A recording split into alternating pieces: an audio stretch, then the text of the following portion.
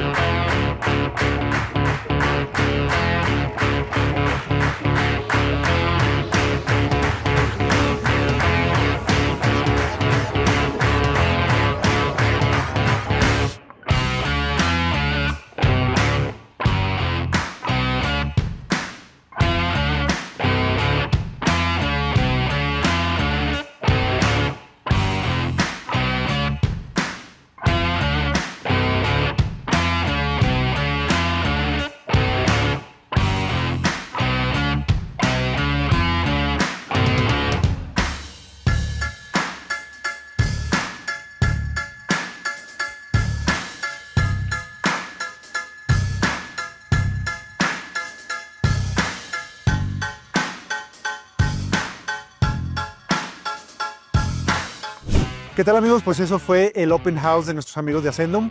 ¿Cómo vieron las máquinas ahí, las demostraciones que hicieron?